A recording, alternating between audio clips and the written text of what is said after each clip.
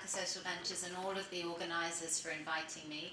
It's also an honour to be the first woman on the panel today, and I hope there'll be many more over the next day and a half.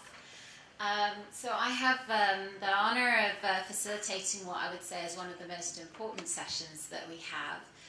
When you look at the title of the conference that we have, and the last few words really talking about poverty reduction, so looking at sustainable development and poverty reduction. And I hope that with the panel that we have today, which has slightly changed from the program, that we'll have some exciting discussions.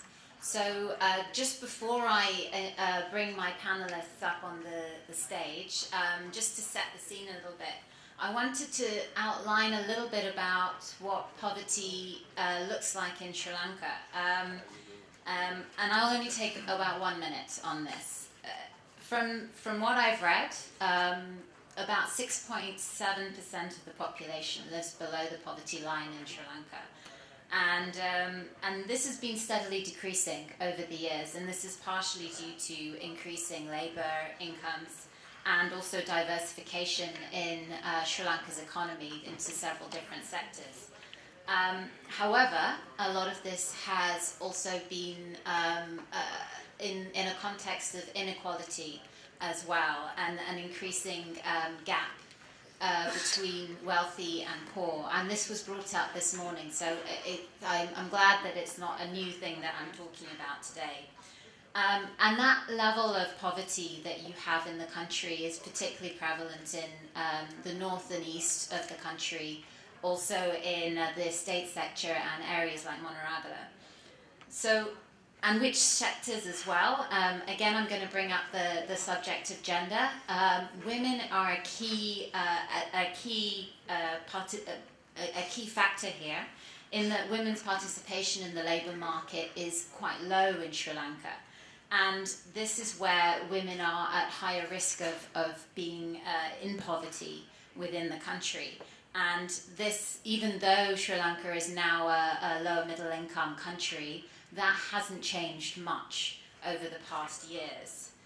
And there's also a very fine line between those that are in poverty and those that are above the poverty line but risk falling back in.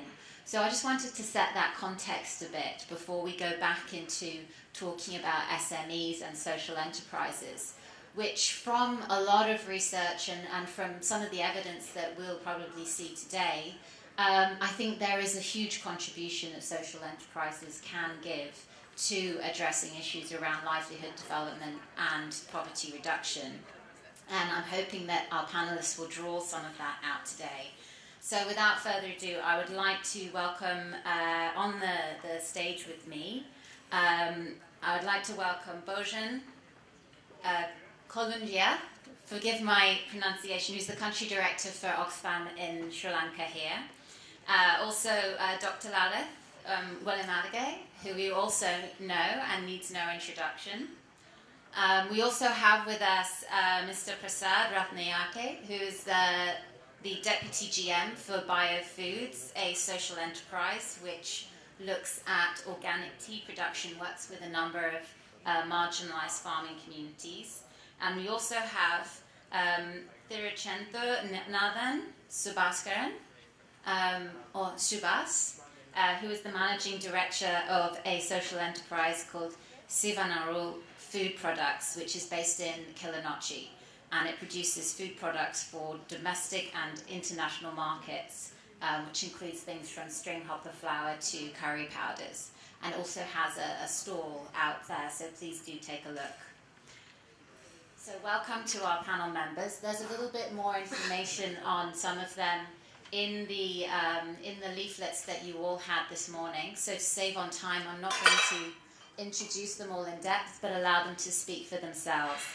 We did hope to have another panel member, Mr. Patel from India, from a social enterprise there, but unfortunately, due to flight issues, he won't be able to be here today. Hopefully you'll get a chance to network with him tomorrow.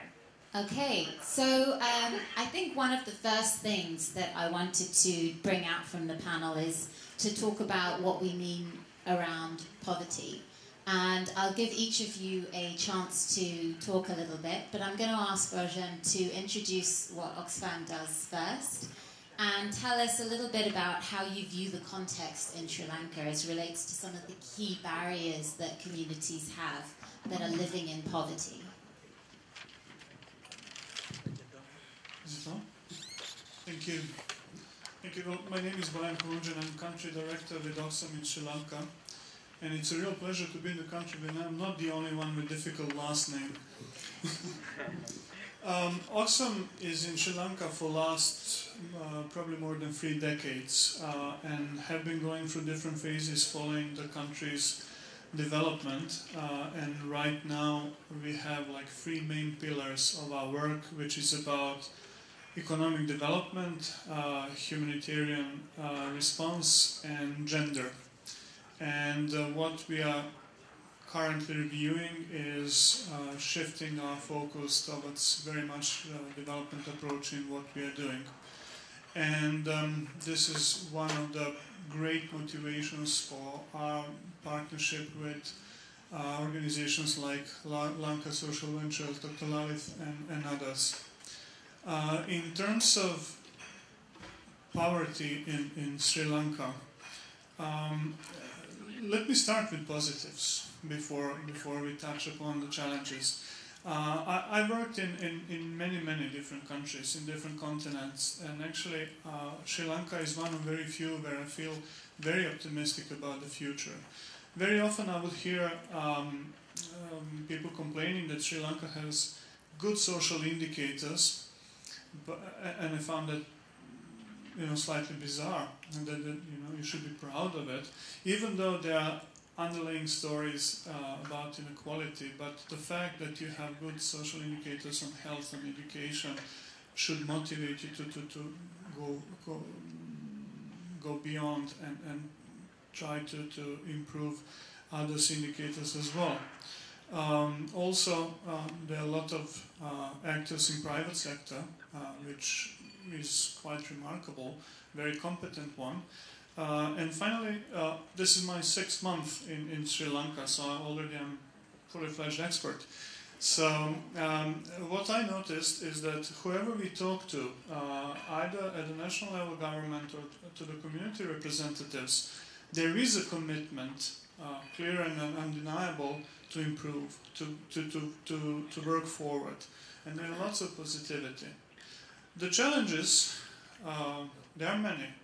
I'm not going to go into usual talk about the structural challenges about infrastructure, transport, extension services. I think where we see a struggle is how to translate this commitment and good intention into policies, and even more important, to action. How do you link, basically, let me challenge all of us here, how do we link what we discuss here to action in real life? We also noticed that there is much more needed to be done around women inclusion and gender issues in general. This conference is also proving that this needs to be tackled and addressed as well.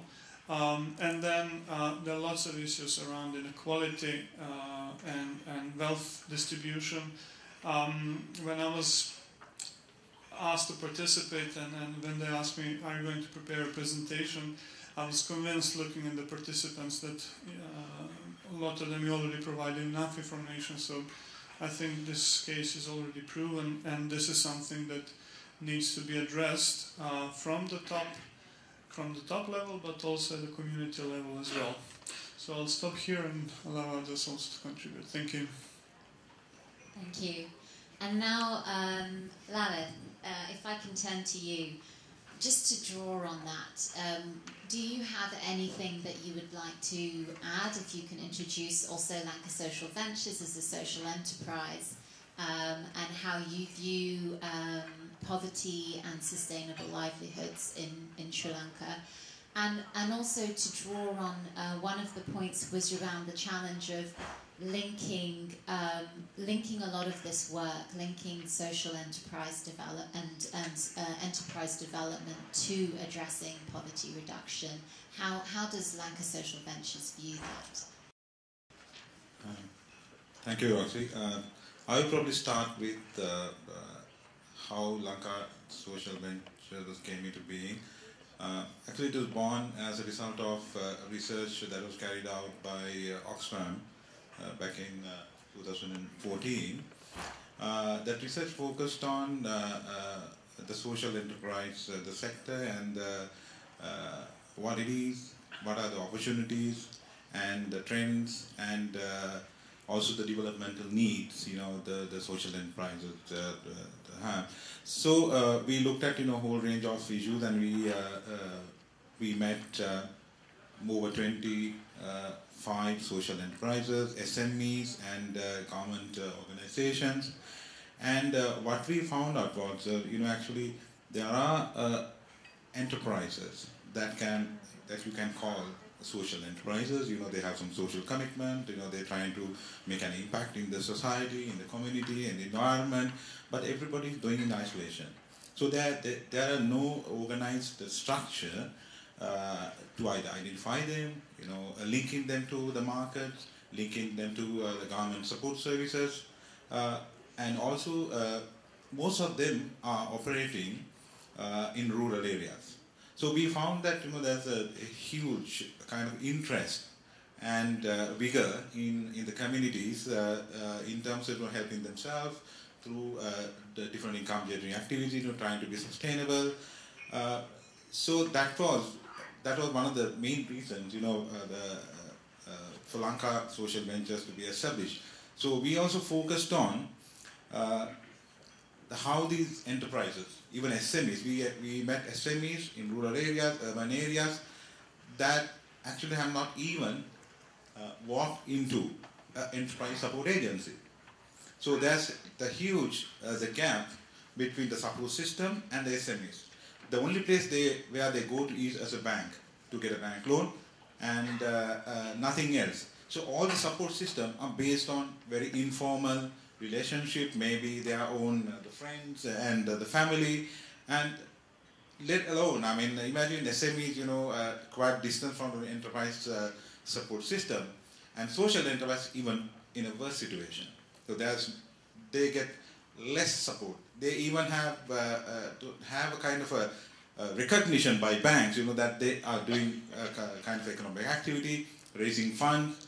So we found that the system, the ecosystem, is not actually in favor or favorable for social enterprises. So when we started, we actually focused on one thing, that is how we bring the social enterprises to the mainstream enterprise support system. So the support services actually around coaching, advisory, and mentoring. So those are the three things that we do. We don't do much training, because when you go to a village, there are people who have actually, you can call themselves professional trainees. They go from one training to the other. Lots of NGOs, those of civil society organized, lots of government organized, they do training every day. So even you can't find people. Sometimes when you go to a house, where are people? Oh, they're going to training by X organization and this organization. So our system is more training based, but we thought that we move away from this and then get enterprises and social entrepreneurs more closer to one-to-one coaching, mentoring, and see how we can build their capacity to serve their own communities and address poverty, inequality, and use local resources. So that was the basis for our work.